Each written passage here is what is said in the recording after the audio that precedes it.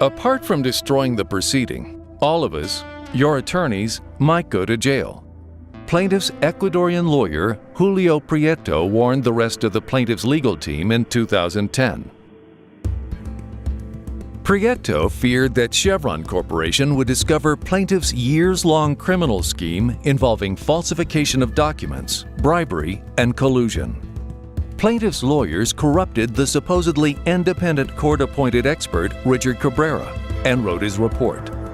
The Ecuadorian court appointed Richard Cabrera to conduct an independent global assessment of the former concession area, ordering him to perform his duties with complete impartiality and independence vis-a-vis the parties. He sido nombrado perito para el examen pericial global. Yo soy este momento la máxima autoridad en este examen pericial. Las muestras, los análisis que se hagan serán los únicos valederos para este caso. Yet that same day, the plaintiff's lead U.S. lawyer, Stephen Donziger, arranged to pay Cabrera, who the plaintiffs referred to by the codename WOW, tens of thousands of dollars in bribes from a secret bank account. Donziger handpicked Cabrera because he was the perfect foil for Chevron and pressured the Ecuadorian judge to appoint Cabrera. Just before Cabrera was appointed, the plaintiff's lawyers and consultants held a secret meeting with him. Mi nombre es Richard Cabrera, soy ingeniero geólogo. At this secret meeting, the plaintiff's team boasted that they would do Cabrera's work for him and that Chevron Corporation would not be allowed to participate. Apoyar al perito en la redacción del informe. Y aquí sí queremos el apoyo de todo el equipo técnico nuestro, de expertos, científicos, abogados, politólogos, para que todos aportemos ese informe. O sea, vean, la carga no va a ser del perito. La carga la llevamos entre todos. Y queremos el compromiso de todos para este proceso. Tengo una pregunta. El informe final, ella dice, el informe final va a estar elaborado solamente por el perito.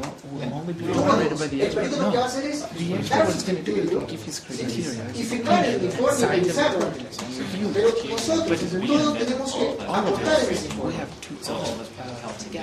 Juntos. ¿Sí? Pero no, Chevron no. But not Chevron.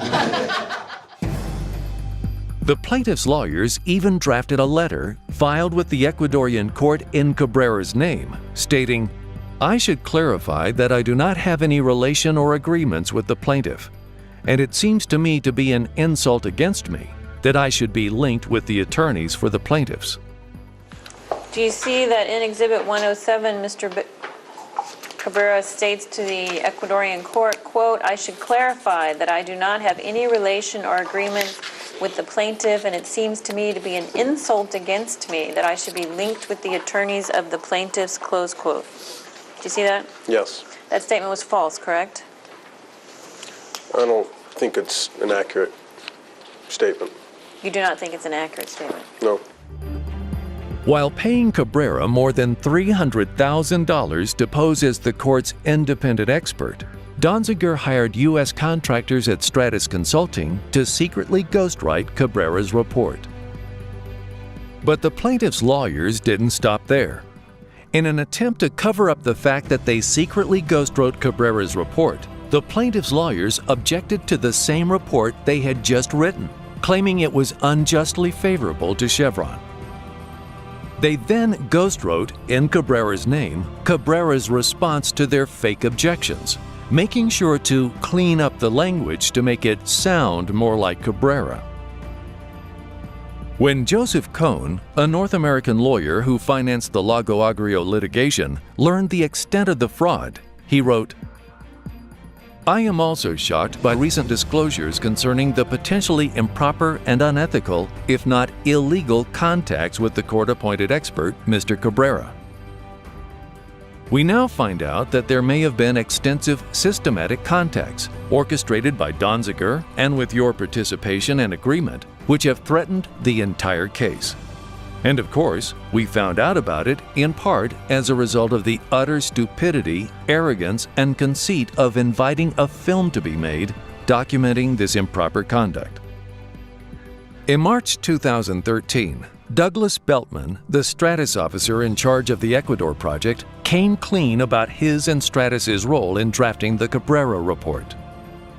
Beltman admitted under penalty of perjury that he and his team at Stratus wrote the Cabrera report and almost half of the annexes attached to the report, and that the entire global assessment was carried out at the direction of Donziger and the other plaintiffs' attorneys. Beltman testified, "The damages assessment in the Cabrera report and Cabrera response are tainted. Therefore, I disavow any and all findings and conclusions in all of my reports and testimony on the Ecuador project. I deeply regret that I allowed myself and my company to be used in the Lago Agrio litigation in the way that we were, as detailed throughout this declaration." Plaintiff's attorney, Jeff Schinder, testified that he withdrew as a result of learning from Beltman that Stratus had written the Cabrera report. If my interview with Doug Beltman concluded at 5 o'clock in the afternoon on the 17th, by 5 o'clock and 1 second, I wanted out. I'm no expert in Ecuadorian process, but if you have an independent expert who's being proffered to justify a significant damage finding against a major corporation, that if his independence is compromised in a way that was not disclosed, not transparent, I think that's per se improper. I was physically impacted by what Mr. Beltman told me. It made me sick. I remember saying that. Refreshed. I remember where I was standing. I was in an airport talking to him. It made me sick. In a letter drafted to his co-counsel, Donziger admitted that the traditional Ecuadorian law perspective would hold that the level of collaboration between one party and the expert is problematic and improper. By working so closely with our local counsel and Stratus, Cabrera violated his duties to the court.